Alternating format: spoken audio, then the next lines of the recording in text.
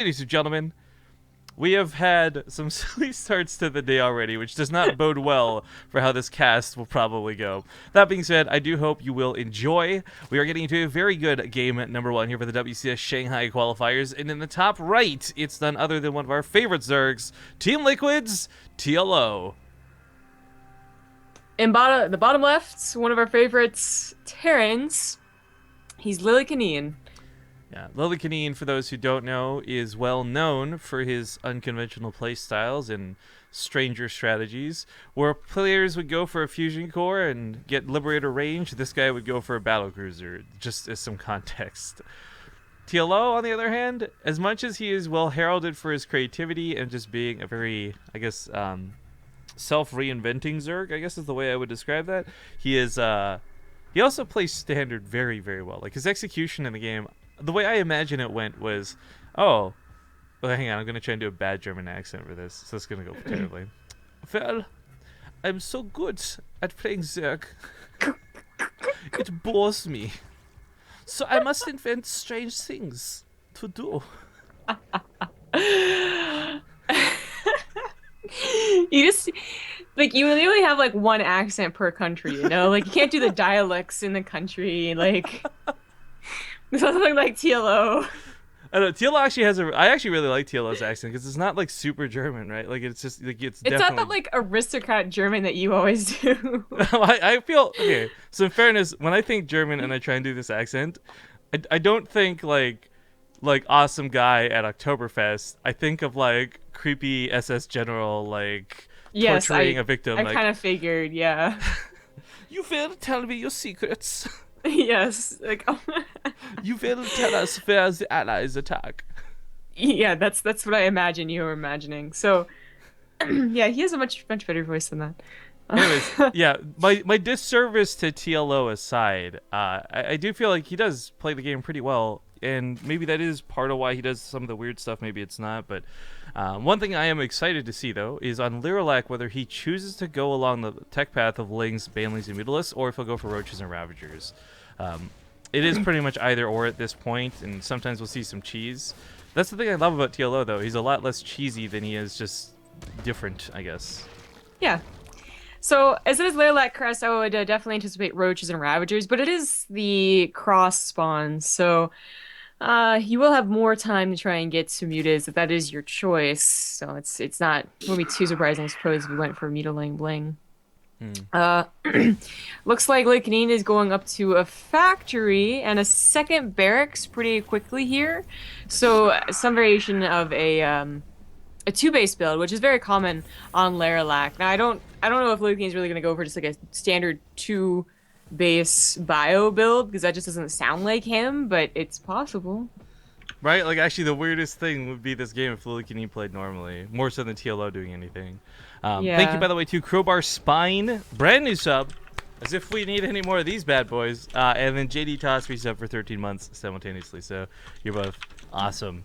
Now, I guess it wasn't a huge detail. Yeah, there we go. Yeah. The strangeness that is Lillekanin. Here's where I find Ghost really interesting for what he wants to do. Maybe Lillekanin is batshit crazy enough to go for nukes. That'd be cool. But there's some merits to early game Ghosts that are both good and bad. Here's the good. They deal lots of damage to everything. It's scary as hell trying to deal with them, and especially if they're cloaked, detection can be a real son of a bitch, especially if they're sniping instead cloaked overlords. Part two to this, they've got a lot of health. So if you're going to drop Ghosts, as silly as it sounds, they're actually not easy to clean up. Downside is, though, they are susceptible to lots of units, which is what Zerg really excels at, which is why you don't see this as a common strategy. You know, if Ling's going to surround on a Ghost, it's got a very slow attack speed. It hit hard, but it hits slow. So I am curious to see the degree of which he's going to use this, and actually TLO is going to... It's a... Does he see it? He doesn't see the Ghost scout. He sees the armory. Oh my god, this Overlord actually scouts a normal-looking base. Oh, the ghost coming out before the Overlord's dead might be the problem. Well, I don't know. Hang on. He's got to move him up. I think it's gonna die. It's gonna die. I'm watching its vision. He does not see the Ghost. Not for Yeah. Not for not. That was a very decent scout out of TLO, but just not what he needed to see. Lillekanin did do this before on Dusk Towers. I think we cast it once, where it was just Hellbat and ghosts. There's no drops, which we've seen before too. Back on Moonlight Madness actually, which can be very annoying to deal with. It's actually just like a frontal push, which is not what you would expect from Ghost, but it is the point of this build. You can snipe the surprise. queens down. They have some pretty good damage as long as they aren't being attacked. And well, this is the first time he's seen the Ghost, so I think Lillekanin has to go now.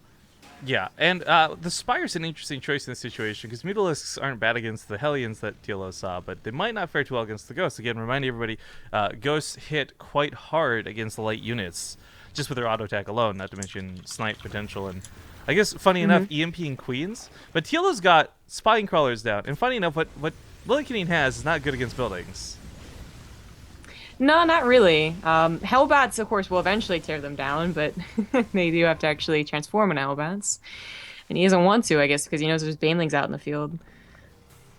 The SCV's pulled are kind of like medevacs to repair, I guess, the injured Hellbats. But he's going to go through the back rocks, which is kind of funny. This is going to take a few moments to knock down, so TLO does have time to reposition himself, and looks like he is starting to do precisely that. This is buying time for his mutas, more importantly, although, like, Ghosts can deal with this moment of mutas fine, too. I think it might be better for Lillekanin to transform back into Hellions and try and take these Banelings on that way. Now that he has two paths open, he can dodge the Spine Crawlers as well with speed.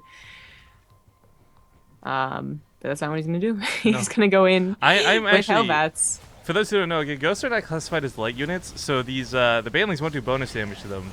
They will my God, take out he's all most types of the of Hellbats, but the Mutas get sniped by the Ghosts. One shot, one kill, kind of works. Hellbats, if they can take care of the Lings, the Ghosts are going to be so hard to stop. Again, their auto attacks alone are good. The Glavehorn bounces are canceling a lot of this, but Lillekanin is actually working. There's only one Hellbat left. He's got new Hellions routed to the front lines. Takes care of. He's got Rapers following this up. Yes, why? And Cloak, of course. Actually, I like Cloak. The Overseers. I actually think Cloak is a great idea, but everything else leaves me with question marks here. He's gonna win. Like, TLO cannot get the right units. There's Banelings coming in. I mean, they're not going to be amazing, but if they take out the Hellbats, then the Lings can kill the Ghosts, like we've talked about. But new Hellions, Reapers, all these things coming in front lines. This is SCVs to guard the Ghosts a little bit. Those snipes are so weird. No! Why is he making Hellbats? Probably misclick. If you're gonna be honest. Well, that's a pretty costly misclick. Like, you're supposed to get the Hellions over here as quick as possible, not try and hit Hellbats to slowly walk over. I like that TLO's kind of recognized he needs to get across the map, and he shouldn't really fight this. But, man, the Ghosts are taking out the Spine Crawlers now. This shouldn't happen. SCV's on top of this. Tries to snipe some of the Banelings. Oh, God. The Spine Crawler goes down. The SCV's going to take the hit. Oh, Cloak finishes. Okay, Overseer is one bit of detection. Yeah, he can. Or to auto attack it. Banelings, of course, can manually explode. Yeah, but look at the Ghost split here. This is all kinds of silly. Jones getting pulled. Oh, what the hell is happening? Looks like the rally did take care of the Mutalisk, by the way. That one Cloak Ghost killing two Lings and that Muta that escaped. And Lillekanin, I applaud and love every time we watch this guy play. Because even if this loses, like, let's say TLO cleans this up, this is without a doubt already my favorite game of the day. Like, no question about it. Gonna snipe that Queen.